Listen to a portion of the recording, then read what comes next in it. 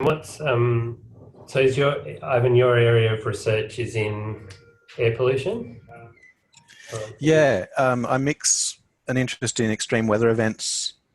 So that's dust storms, bushfires, smoke, plumes, and Yeah. droughts and heat waves with the direct impacts of the air pollution exposures. hmm Yeah. So how they interact, but also each of them separately?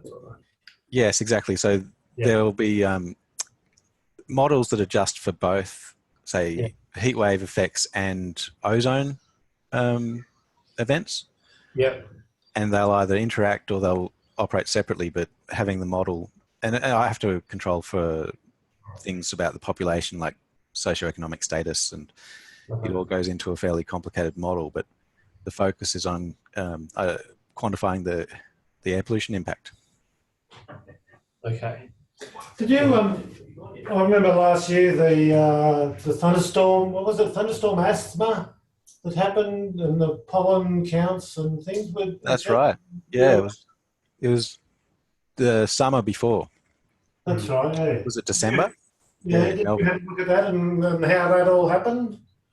A colleague of mine did. He did a big report for Melbourne, and it was really interesting. It's difficult to attribute to the storm. It's got a mixture of biology and geography and um, Melbourne's topography. Yeah. It all mixed up, but I believe the outcome was that there was a fairly interesting storyline with the thunderstorms. Oh, okay. I'll go and have a look. Yeah, that thing intrigued me. I don't know whether it was a confluence of all those different variables of pollen and topography and those sort of things. And whether Yeah. it's going to happen again, I don't know. Yeah, and what the triggers are. It's happened before. Mm. Um, But not on this scale, right? no, not in Melbourne. It was more in the kind of central west of New South Wales in the 80s, I believe. hmm There was a few of them. Mm.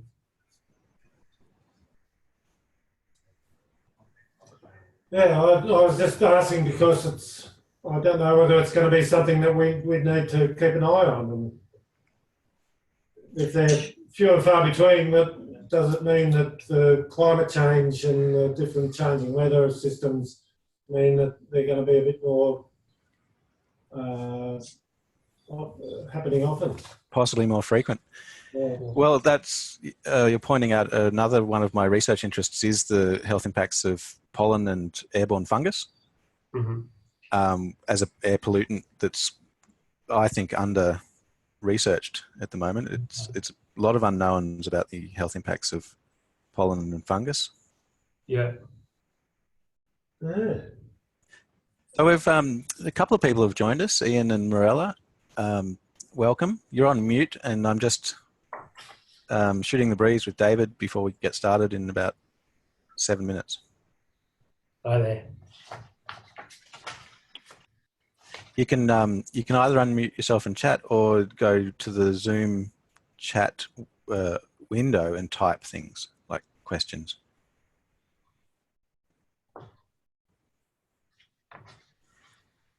I'll type a message in the chat, and that should alert you to where your chat window button is.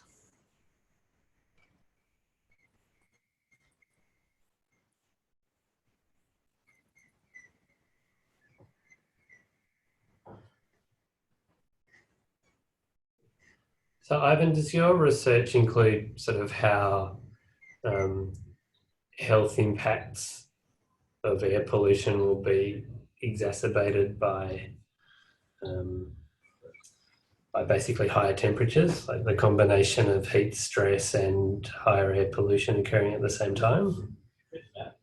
Yes. So the Centre for Air Pollution, Energy and Health Research has a very keen interest on climate change.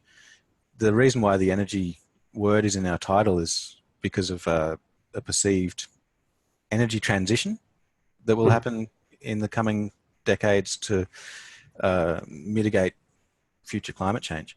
And so one of the things we focus on is not only the health impacts of the energy transition, but potential health impacts in the future of not having an energy transition. Yeah. And scenarios of what future climate change might bring. Yeah. But we build mostly on baseline evidence. So we look at the recent history and try and get a really precise estimate of what the health impacts of air pollution and heat waves are now. Yeah. Yeah. Okay, interesting. So, Ivan, is your baseline based on a time series? So you go from 2005 levels or something like that? Yeah, we've got really good historical data in Australia going back to the early 90s. And so 1990 to 2010 is probably what we consider to be the current baseline for the population of Australia. And is that synonymous with other baselines that other researchers internationally would use, or is it just something that you've sort of... No, well, it's determined by the health data, which is only available from the early 90s. The weather data, they use 1960 to 1990 actually as the kind of pre-climate change climate baseline. Yeah, okay. Yeah. Well, I think it still is pretty valid to talk about the 1990s as part of the old climate. I think that it was the millennium drought that really signifies the change that we suspect is happening. Yeah, all right. Well, I mean, it changed for me. I started getting hay fever after the drought break. All this grasses came up everywhere, and I've never had hay fever in my life, and then all of a sudden I get headaches and... Yeah, that's a shame. I think the fire we had here as well mucked everything up. Yeah, fire smoke. Well, no, the fire... The change in vegetation. Change from forest to grassland. Yeah. Okay, well, we're getting more and more people joining, so welcome everyone. It's still got a couple of minutes before the designated time to launch.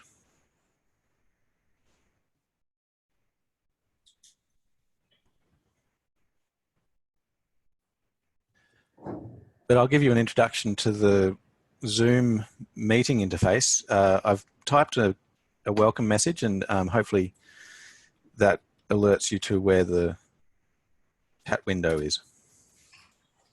So you can chat away during the seminar. Everyone's automatically muted by default.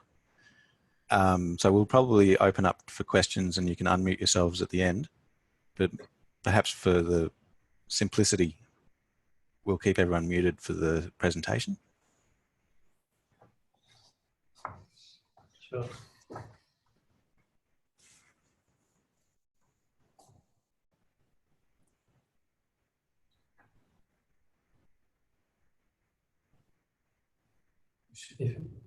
Background music. Do you want me to sing?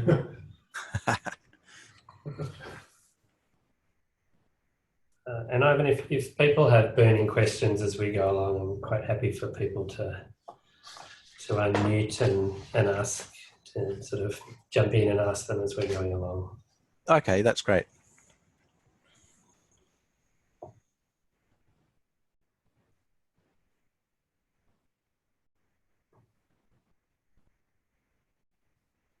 That's a good idea about the waiting music. I'll send the Zoom people a message. Should we go for the girl from Ipanema? I was thinking that, or walk in the back forest, isn't it? That's the normal one.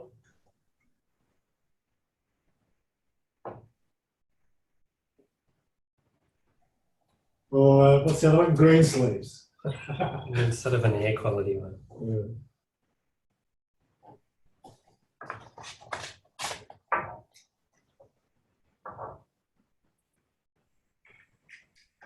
Okay, we're up to 16 participants already. I was guesstimating around 20, so that's pretty good, with a couple of minutes to spare.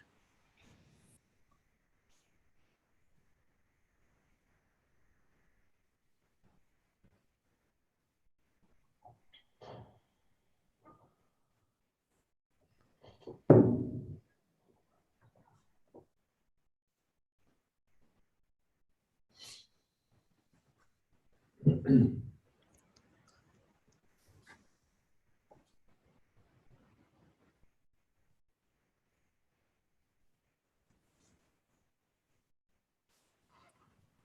well, it's time to start. My name's Ivan Hannigan, and I work for the Centre for Air Pollution, Energy and Health Research, which is an NHMRC centre that brings together a multidisciplinary collaboration that focuses on the health impacts of air and associated exposures. I'm really delighted to welcome David Jeffrey from the Department of the Environment and Energy in the Commonwealth Government, who's kindly offered to give us an overview of the National Clean Air Agreement today. David is the Director of the Air Quality Section for the Commonwealth Department, and his team coordinates the Australian Government's contributions to the National Clean Air Agreement, administers national emission standards also for small petrol engines, and David has been involved in environmental policy and law for more than 15 years. So welcome, David, and thanks for giving us this talk. Thanks very much, Ivan, and yeah, thanks very much to the Centre for Air Pollution, Energy and Health Research for the invitation to talk to you all. It's really great to have this opportunity. I'd like to acknowledge the work that CAR does. I've been reading some of the latest research on the CAR website lately. It's fascinating and really useful for the work that we do as well. I'd also like to acknowledge all the work that you all do as scientists in this field. It's really crucial work, and it underpins like any effective measures to improve the quality of our air. So today, the idea from my point of view of this talk is to give you some idea of the policy and regulatory contexts, and especially the ways in which the valuable work that you do is used by us in government and policymakers. There should be plenty of time for questions, so if you want to, we should have plenty of time at the end for questions, but I'm also happy if people want to jump in and ask questions as we go along.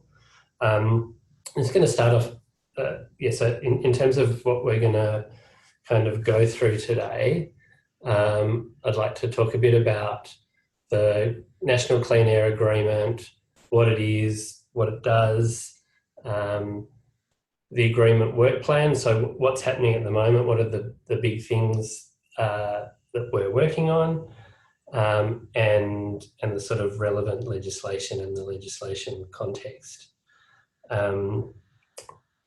Also like to talk a bit about the new legislation that we're administering that puts standards for the first time on small petrol engines. So just a bit of context to start with. I thought it might be good to just say a little bit about me and my team. I guess mainly to give you an idea of what I know and what I don't know for when you have questions. Look, I'm new to working on air quality and air pollution, but I've been working in the field of environmental policy and environmental law and environmental regulation for a long time.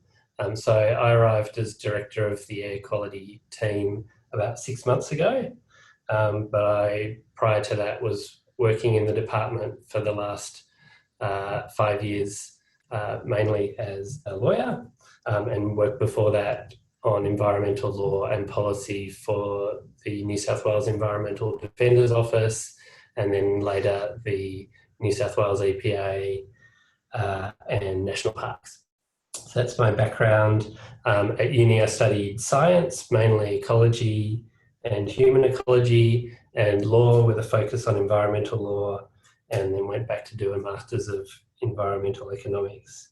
And I was just reflecting this morning actually that in a kind of weird coincidence, I was remembering that it was 20 years ago this week, I think, that I handed in my law honours thesis, which was on constitutional law, but it was actually on the constitutional barriers to effective regulation of products to reduce air pollution, which is now what I happen to be working on. So it's kind of funny how things come full circle.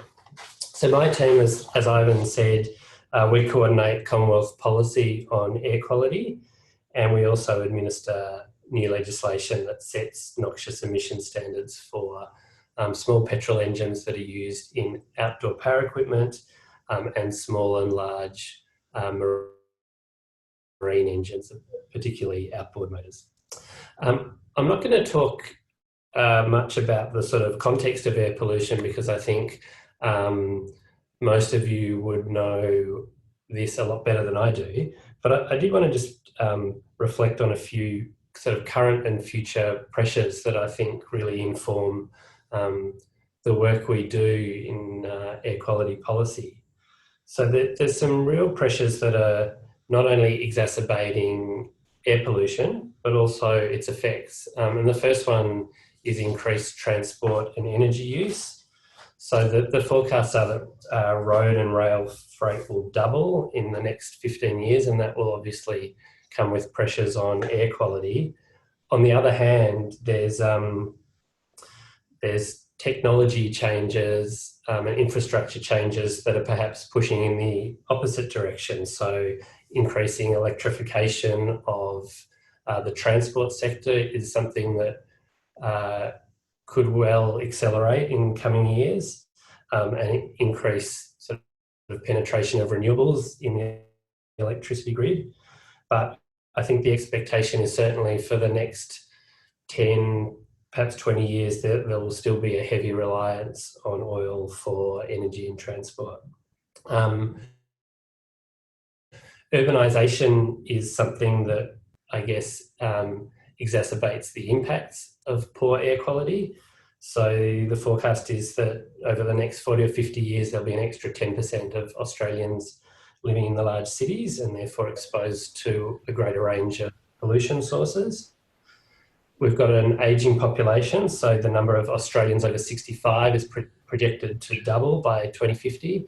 And obviously, older people are more sensitive to air pollution. And climate change is sort of going to be a big impact and something we're still coming to terms with how it will impact. And it has a potential double whammy with air pollution in that it increases sources of pollution. So, for example, bushfires and fuel reduction burns, but it also increases the impacts, so increasing stress on people with air pollution.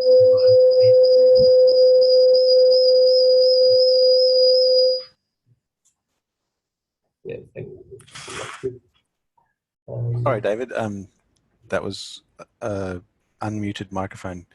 And okay. I realised I can control that, so I'll keep an eye on it. Terrific. Thanks, Ivan. The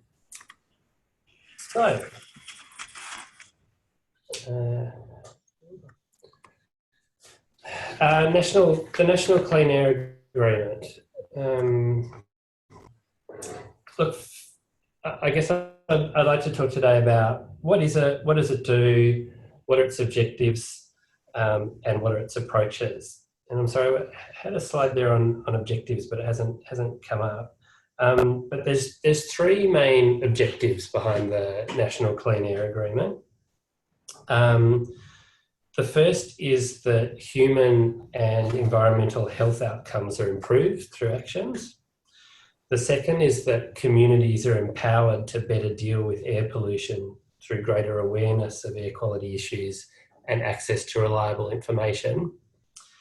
And the third is that air quality policy is underpinned by up-to-date and robust information and evidence.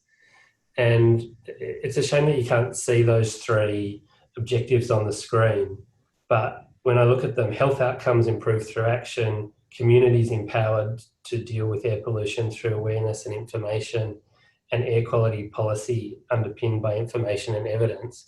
What strikes me is the important role that you play as researchers and scientists in achieving all three of those objectives. So we won't be able to develop the best and most effective actions to improve air quality unless you help us to understand the causes and effects and the best ways to tailor measures to deal with those causes and effects. You have a vital role to play in making the community aware of air pollution and air quality issues and the importance of it and what the health impacts of poor air quality, what they are. And obviously improving our evidence base and our understanding of the issue. In terms of the National Clean Air Agreement, I think there's two underlying drivers for why we want to have a National Clean Air Agreement. The first is a desire to have consistency in standards and best practice approaches across the country, so that we don't have different approaches in different states and different regions. And secondly, the need for national approaches to deal with some issues, and in some cases, a national regulatory scheme, for example. So the agreement's really a mechanism for the jurisdictions to come together to agree on what are the priorities and then to work on priority actions to improve air quality throughout Australia. You can see on that slide the four approaches that we have under the National Clean Air Agreement. So we have standards to ensure a consistent approach to monitoring and reporting air quality, and in some cases, regulatory standards. So for example, in fuel quality, obviously fuel is something that where it's important and appropriate to have a common standard throughout Australia. Emissions reduction measures. So for example, our new emission standards for petrol-powered products, emission reduction measures for wood heaters, and something that I'll talk a bit about later on is what measures we can have to reduce emissions from diesel engines. We've got partnerships and cooperation to complement government action, and very importantly, better knowledge, education and awareness, both to inform policy decisions and to empower communities to deal with pollution. So that's really essential, both to focus our efforts to manage air pollution in the right places, and to also help us develop the right measures and appropriate measures to manage air quality. I think there's sort of two aspects that I think of there in terms of knowledge, education and awareness. One is the scientific knowledge, and the other is the community awareness of the risks and issues, but also local air quality and sources. So monitoring plays a huge and important role there. I think that the scientific community, government and interest groups all have a role to play in kind of improving awareness about the importance of air quality and putting that on the agenda.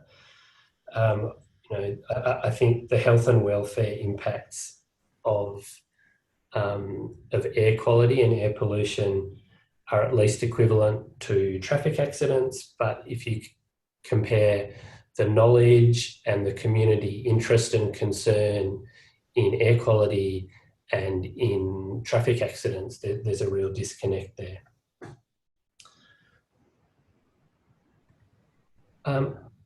One thing I'd like to talk about in terms of the sort of the regulatory and policy context is the National Environment Protection Council Act and some of the National Environment Protection measures under that Act. So the slide you can see here is just, I guess, an overview of how we see our role in the Australian government and the sort of the contexts of air quality policy. So on the left-hand side in the green, we've got this really important need to collaborate with states and territories who, after all, do the main heavy lifting in terms of policy and regulation for air quality. And we have the National Clean Air Agreement to help us bring that policy and the different perspectives from different states and territories together and to focus us on the most important work. Then we have regulatory approaches at the Commonwealth level. They'll be different in each of the states and territories, but at the Commonwealth level, we have the product emission standards, which I'll talk about a bit later, fuel quality standards, and the National Environment Protection Council Act, which has mirror legislation at the Commonwealth and in each of the states and territories. So I'd like to talk about the National Environment, the Ambient Air Quality National Environment Protection Measure in particular, which really kind of is probably the main tool we have for giving transparency on Australia's air quality. So it provides a protocol and common methodology for monitoring air quality in different states and territories and in different regions. So the Ambient Air Quality National Environment Protection Measure places obligations on states and territories to monitor and report on air quality. And it's important to understand that it doesn't place any legal obligation to achieve standards. What it is it's a transparency mechanism. So it places obligations to monitor and report, and it sets out standards and protocols for ensuring that monitoring and reporting is consistent across Australia.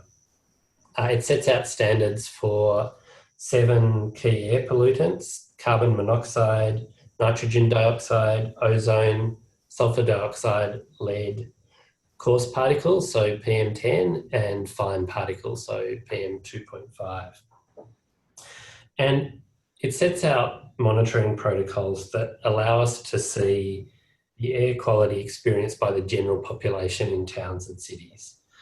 So part of that protocol is about how monitoring is to be undertaken, so that the technical requirements, but an important part of it is how many monitoring stations you need, where are they located, and the principle is that they're located at places where the air quality is likely to be representative of the air quality in the broader area.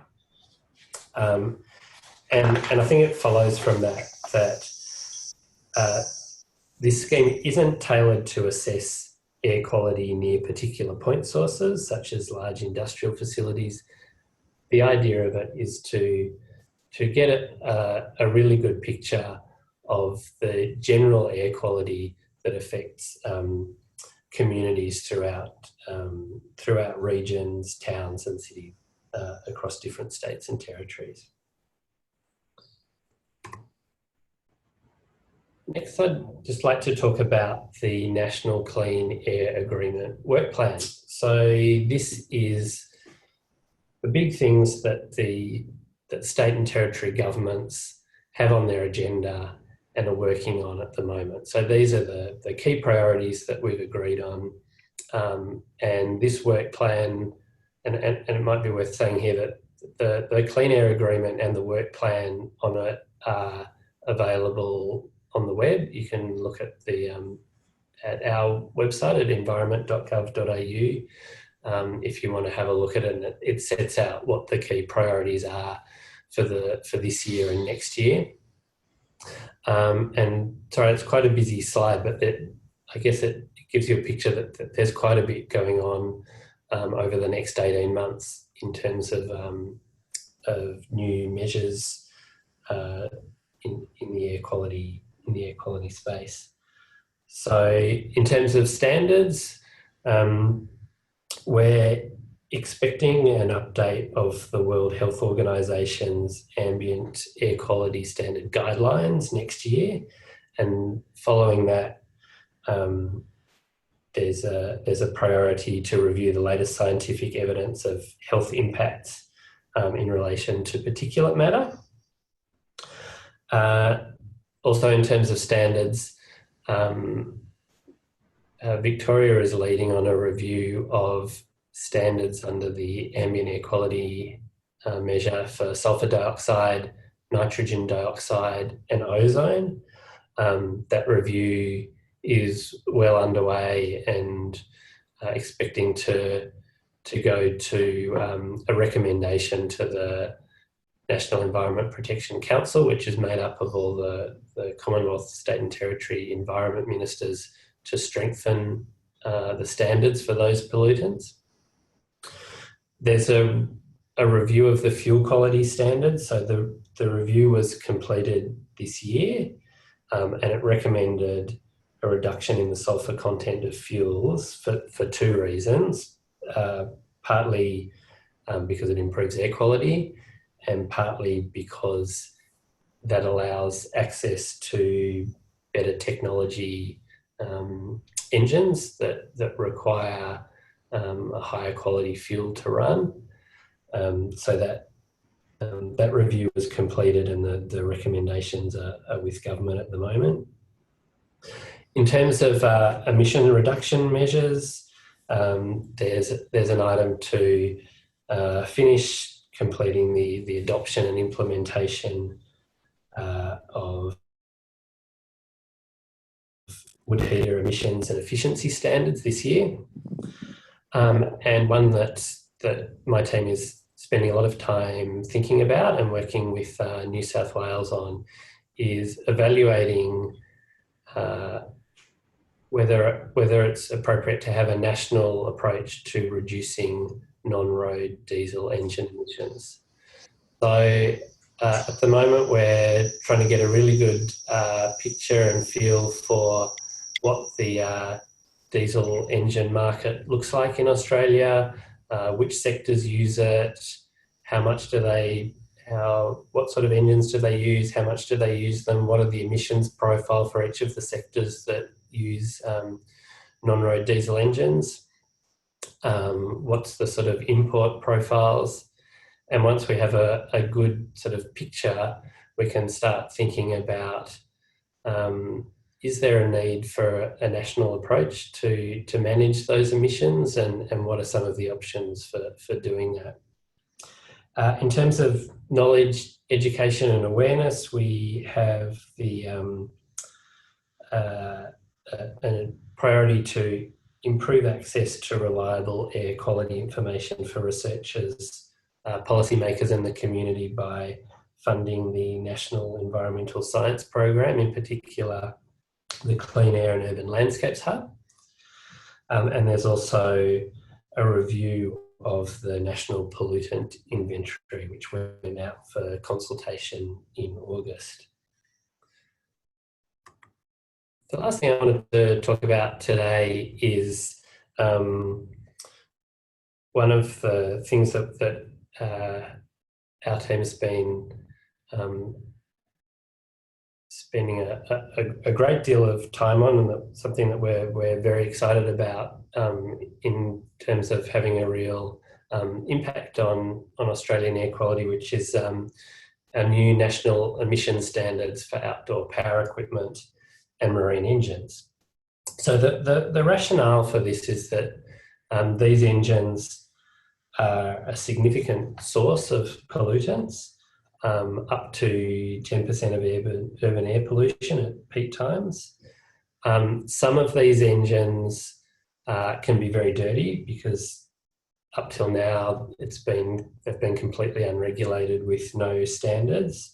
So, for example, while petrol engines in motor vehicles have had standards since the 80s and are now on to many generations later, and with sort of very clean engines, a lot of these products, because they've never had standards applied in Australia, can in some cases be quite dirty. So I think we have the example that a lot of the leaf blowers that were in the market that didn't meet the standards could emit typically more than 150 times the hydrocarbons of a passenger vehicle. And even though a large proportion of the market is already compliant with our new standards, and was even before the standards came in, the reason for that is that there have been standards for these engines in place in Europe and North America and some countries in Asia since the 90s. And therefore, if there are people selling their engines into multiple markets, then often it just makes sense for them to sell the same engine. So even though the majority of engines complied prior to the standards, our research was indicating that there's a real need to implement standards to get the rest of the market in a place where the emissions were reasonable, but also to make sure that small polluting but also often cheaper segment of the market didn't balloon and encompass a greater and greater proportion of the market, which was looking at something that could quite easily happen if we didn't move with standards. So that's the rationale for the standards, and I guess the rationale for making them national is we have a national market, and so it doesn't make sense for states to go alone here. We're able to harmonise with international standards, and we have a real advantage as the Commonwealth of being able to use the border to support regulation and compliance. So I'll talk a bit about that in just a moment. So that's some of our sort of advertising material. So it applies to outdoor power equipment and marine engines.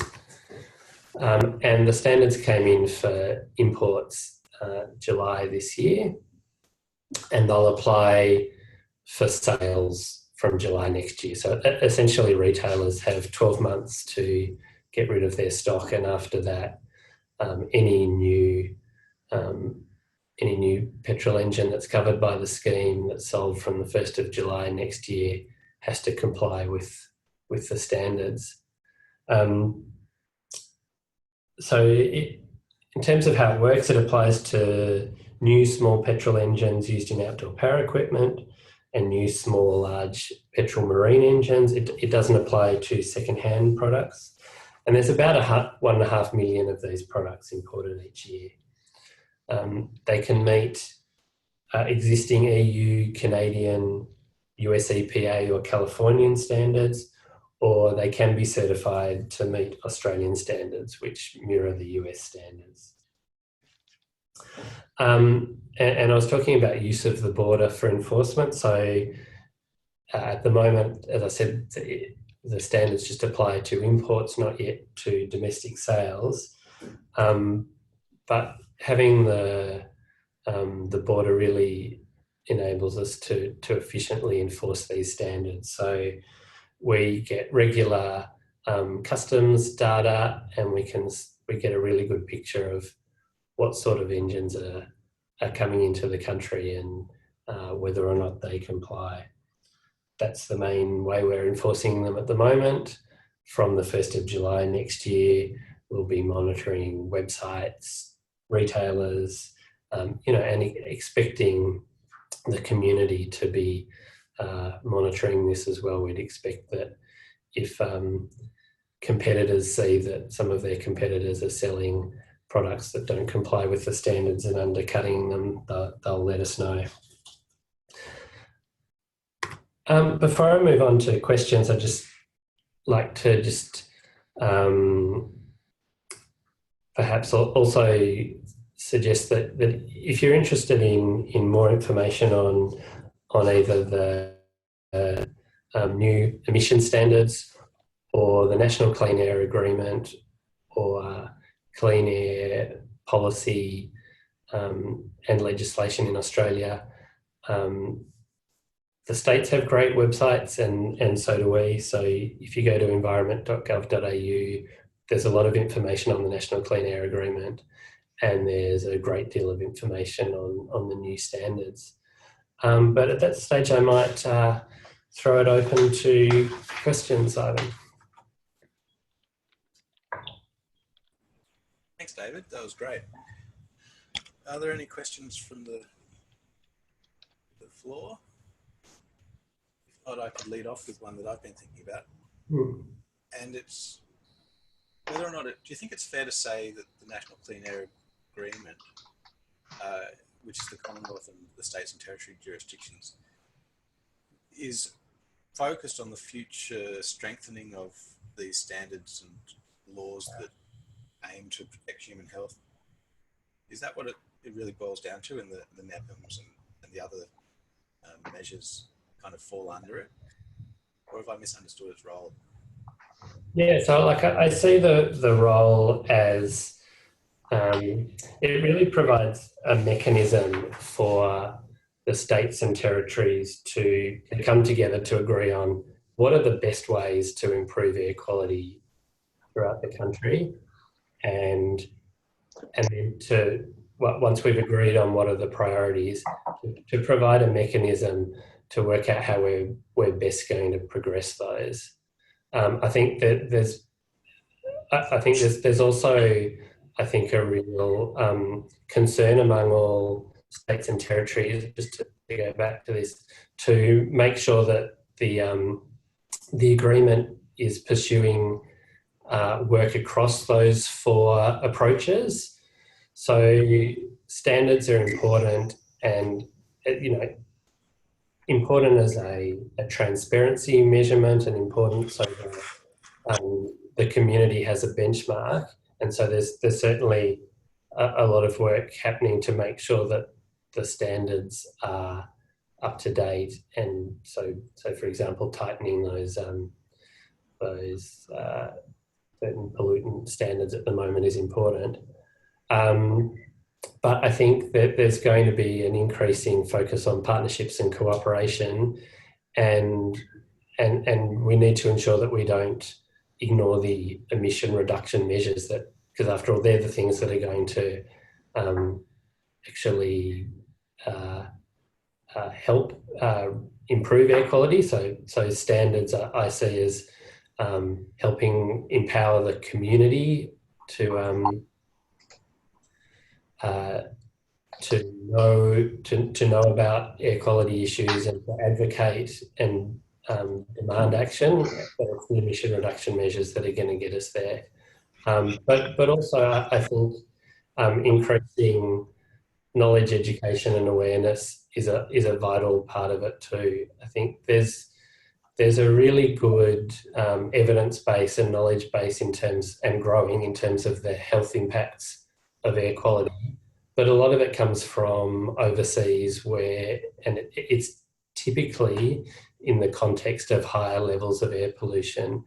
And I think places like CAR and others are doing really great work to show that, look, if you hit the standards that we have in the ambient air quality NEPM, that doesn't mean that things are all tickety-boo and there's no problem. I think that there's really important research going on in Australia that shows that even at lower levels, improving air quality has additional health benefits, and worsening air quality even at low levels has impacts. And that's where I think Australian science and evidence is really important, and that's also something that the National Clean Air Agreement wants to support. Thanks, David. We've got a question from Anthony, and then Mike, and then Anna. So Anthony, over to you. Thanks, Ivan. So, hi, David. Thanks for your presentation. It's Anthony from Asthma Australia here. So, look, I appreciate the background, appreciate the intention of the agreement, and the progress you're making. Just sort of also probably in regards to the standards. I was thinking about wood heaters in particular. If you maybe could flick to the slide with the objectives, with the work plan, the list of things on the work plan. And just sort of, I think it's really, I think sort of fuel quality standards and standards for products are really important. Obviously, in wood heater world, that's been a real point of conjecture, a point of contention, where standards have not met the realities of the products in real life. But I wonder if your work plan, and we'll go and have a look at the agreement after the presentation today, if you're kind of willing to take on specific objectives in regards to air quality and so on, obviously we know the impact of wood heaters and so on, especially in the peak periods, and the contribution of wood heaters to the overall air pollution kind of a given airshed. And I'm sort of a bit worried about, the improvement of for example, wood heater product standards, and therefore the kind of reaction of the industry to market against that, and see the proliferation of the use of wood heaters, where we actually really, frankly, need the reduction in use of wood heaters, and therefore, and hopefully potentiate the reduction in the damage that wood smoke does on the health of people with asthma. So just wondered if air quality objectives are built into the work plan, and if you have a comment on the kind of the wood heater industry in particular. Yeah, look, I guess it's certainly an item that's on the work plan, and it's sort of a continuation from the previous work plan in terms of I think that there's two aspects on the work plan in terms of wood heaters. One is having jurisdictions complete the adoption of those of the standards on wood heaters, which is, I think, let me just have a look.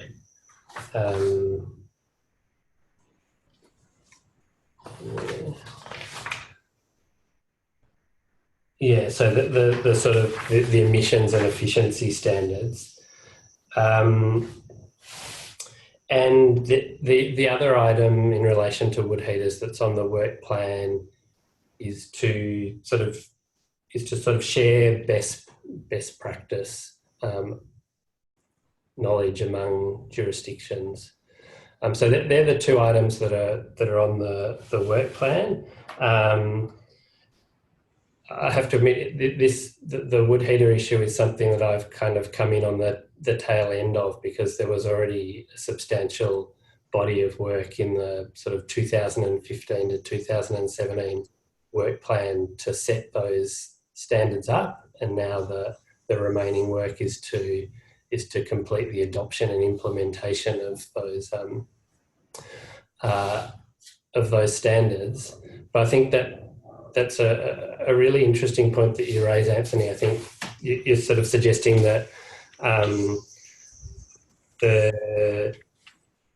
the outcomes from the efficiency and emission standards might not be all they're cracked up to be, and in some cases can actually be used as a sort of marketing advantage by the industry to suggest that these things are clean and green in a way that doesn't quite stack up with the reality. That's yeah, that's what I'm saying. It could be cynical. I don't have any evidence to draw on there, but yeah, and I hope I'm not suggestive selling that approach. But I'm worried a little bit about that. Yeah, and I guess I would say that the other things that both local government and state governments have been doing a lot of really good work on is the education side of wood heaters as well. So, teaching people how to use wood heaters in a way that's efficient and reduces the sort of the air quality impacts, both in their own homes and in terms of the impacts on outdoor air quality. Great question. Thanks, Anthony. I guess it's implicit. I guess people interpret it as implicit when there is a threshold in the standard that below that threshold there is a safe or at least negligible level of health impact. Yeah. But I'll move on to a question from Michael Abramson, who has asked, said that it's great that the evidence of health effects of particulates is being reviewed. What would the process be if researchers formed a view that a new standard was needed for ultrafine particles, the less than 0.1 microgram per cubic meter pollutant? Look, I think that's certainly something that we'd have to look at, and some of the reading I've been doing lately suggests that there are some really that there are health impacts from those ultrafine that in some ways are similar to the fine, the PM 2.5, but in some ways are very different, and perhaps we do need to look at how we monitor those and report them, and whether that should be separated out. So I think that's something that we'll be sort of really interested in seeing when the World Health Organization puts out its new guidelines next year. So that's a fairly similar strain of discussion that Anna has asked. First off, thank you for giving us the overview, but asking how researchers at CAR can help the NCA in their work plan, especially this issue of contributing to the reviews, our own interpretations of the evidence. And also Anna's brought up the community awareness priorities, whether or not CAR can help, what processes we would need to take to get involved. Yeah, so look, I think there's, from my perspective, coming in fairly recently to this space, I think there's, some real potentials for the scientific community and governments to work even more closely together. I'd say I think make sure you're, do what you can to have your research getting out there, both to the public and to us in government. Don't be afraid to, email us and say, hey, we've just done this great research and we've, discovered that, there's a, for example, I saw some of the great research on nitrogen oxides and the impact that had on childhood asthma, even at low levels. So I guess don't assume that we're necessarily seeing all the latest research, and always feel free to contact us and email us to let us know of the latest. I think it's also incumbent on us to try and get the word out there when these reviews are happening, to make sure people are aware of them and can feed into them. I guess I might just do a plug for our email address, which is air quality, one word, at environment.gov.au. So we've got a sort of we've got an inbox that receives a lot of inquiries from the public, from interest groups, from industry, from all sorts of people about what's happening or particular issues, and we're always really glad to hear from people and either answer questions or, as I said, if you have information or new research that you want to share with us, please. It'd be great to hear from you through that email address. Great, thanks. There's been a couple of comments about wood heaters and wood smoke. First from Jeff Morgan, noting that the evidence that from work that he's done is that the standards for wood heaters are rarely met in real-world operation, and that this is widely known, and people just factor it into their understanding of what they're doing. Faye Johnston has commented that the standards have done very little to improve real-world heater emissions, and also with user education, the evidence is fairly clear. So we'll take those as comments. That's great. But Jeff leads on to another question that asks, how close are we to implementing standards or guidelines that define a continual reduction in air pollution in all locations, rather than this representative broad level, and also that threshold, the implicit safe threshold? Yeah, so look, I totally take the point that, that there's always a real challenge in terms of setting these targets in a context where the evidence seems to suggest that for most or perhaps all pollutants, there isn't a threshold safe level, and there's no level at which below which there aren't any health impacts. But of course, you can't set the standards at zero because it's just essentially impossible to achieve. So there's a kind of real tension there, and I don't think there's any real answer other than making sure that the community is aware that that obviously, if places can achieve a standard of 50, that's better than 75, but it doesn't necessarily mean that below that level is completely safe, and we should always be, trying to get the real world levels lower and lower and as low as we can. In terms of particular sources, I think that's really so. I think the ambient air quality measure, I think quite appropriately says, let's look at what standards are for the general population, and let's monitor and report.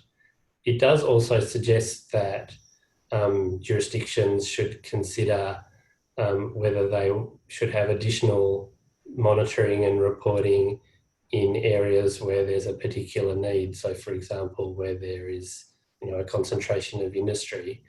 And I think that that most states take up that challenge and do have an increasing number of monitoring stations in areas where there's an increasing need for that.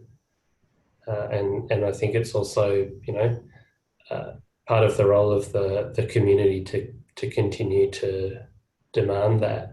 I think there's some really exciting developments lately in low-cost monitors and citizen science that allows communities not just to rely on state monitoring, although that obviously there will always be a need for the state monitors in terms of they're really accurate and robust.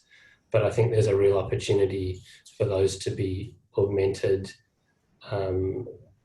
by citizen science, by both communities and researchers using the increasingly available low-cost monitors to sort of augment monitoring at a local scale. Great. Yes, power to the people. We've got a question from Anna again. You said the NEPM was, this would be the NEPM for ambient air, was more of a transparency mechanism rather than a regulatory mechanism. And I appreciate the need for national consistency of reporting. However, could you explain what sticks, if any, I guess sticks and carrots is implied, the federal government has over the states and territories for sticking to the standards? It might have been covered in one of the early introduction slides. Well, I think the stick is the stick that the community has of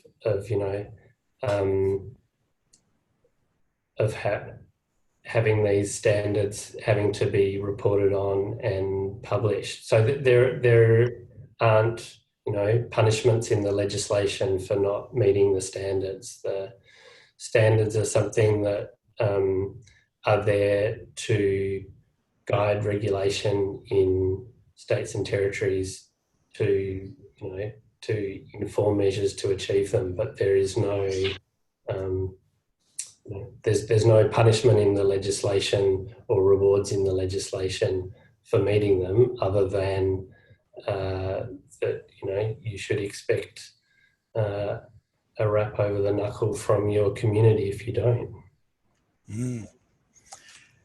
And you remind me that we've got colleagues in Canada, and at a meeting we had recently, it was discussed that the discussion over the public discussion and the government discussions have this focus on continual reduction and continual improvement. A little bit more emphasis on that over and above the standards and threshold setting. Do you see that discussion building in Australia? Obviously, with zero being an unattainable standard, anthropogenic contributions to the ordinary background levels might be something that we could discuss publicly as a society, continual reduction measures to get down to as low as we can go. Yeah, look, I think that discussion and that framing would be really helpful, because I think standards do have the danger that people naturally and legitimately assume that if air quality meets a certain standard, that it's safe, and also that, you know, there's perhaps a temptation to get to the standard and then say that's fine, we meet the standard, let's we can sort of rest easy now, rather than kind of driving a continual improvement. So I think that conversation is really useful. And yeah, I mean, the ambient air quality measure was set up, I think in '98, so it's been around for a while now. And I think there is a question of how these things are framed and targeted, which I think is a conversation that we should continue to have. Yeah, well, while I've got you in the hot seat and there's no other questions, I'll continue along this line. I reminded myself that Colorado has on its website a statement that I loved, that they strive to reduce air pollution emissions that ensure public health and environmental protections while maintaining a vibrant economy. Mm-hmm. And this strikes me as a tension that's in the NEPM quite clearly, that there is the triple bottom line of the economic values traded off against the health and environmental values. How does that play out in your world? Do you have to consistently think about health, environment, and economy? Yeah, so for example, that will be a big issue when we're looking at, you know, evaluating the options to manage non-road diesel, the health impacts, the economic costs and benefits of different approaches to manage those. It's certainly something that we have to think a lot about for the product emission standards for petrol engines. So certainly have to consider the costs that are imposed on the industry by having standards, but comparing that to the health benefits and the economic benefits of having cleaner air. Great, thanks. Well, I just prodded the group chat. So if there's any other questions, we've still got a few minutes on the clock. It's Jeff here. Can I ask a question Yes, go for it. Thanks so much for your responses, David. It's really great to engage with someone who's sort of at the policy coalface in this way.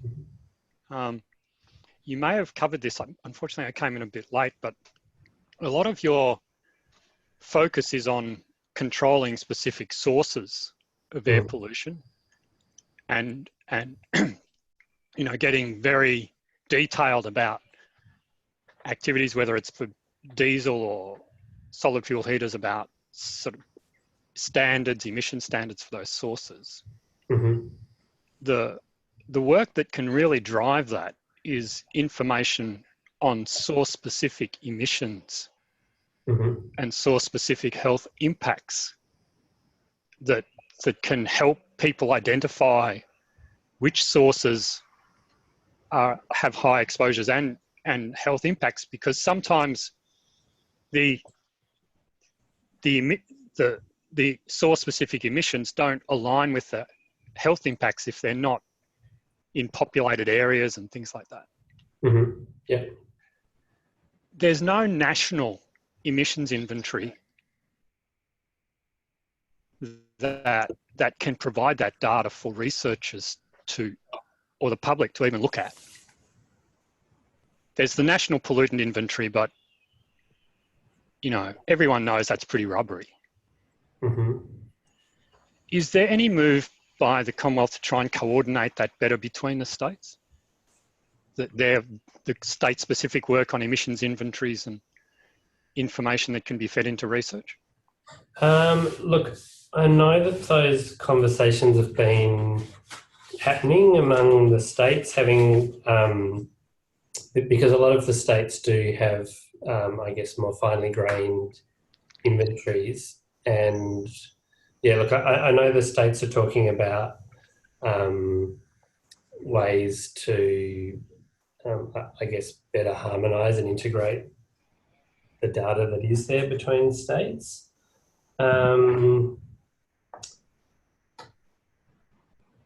Yeah, in terms of like the detailed state emissions inventories. And look, I think I'd say at this stage is that's certainly something that jurisdictions have been talked about and is a potential item for future priorities. It is on the radar. And would there be a role for the Commonwealth in some sort of coordination of that? Look, I don't think I know enough about it to really say, but I like from first principles, I would have thought, potentially yes, there's a role for us. Like the way I see it is states and territories do the heavy lifting in terms of air pollution regulation, but there's always a role for the Commonwealth in terms of helping with consistency, harmonisation, national approaches, and with the information base. So I would have thought so. Great. Well, we're coming down to the wire. Faye Johnston has asked, she was very interested in the health economic impact assessment of the benefits of regulating outdoor power equipment, resulting in a saved $1.7 billion in health costs. But she wonders if that evaluation is publicly available. I think I'm pretty sure it is. Yeah. So there was a regulatory impact statement done before that legislation came in, and it would have been made public. It should still be on the environment.gov.au website. Or my colleague told me that the Office of Better Practice Regulation website. But yes, it was public, and certainly if it would be on one of those websites or Google, regulatory impact statement for that scheme. Will do. Well, thanks for a great presentation. It was very informative. We've got a late question from Giles. Standards could be useful for industry. It may be easier for industry to have a standard to meet. Continual reduction may be too vague. Oh, that's a great comment. We'll repeat the email address, which was air quality one word @environment.gov.au. Yes. And could everyone join me in thanking David and the Commonwealth Department for being so kind as to give us this presentation. Thanks very much, Ivan. It's been a real pleasure to talk to you all today. Thanks. Cheers.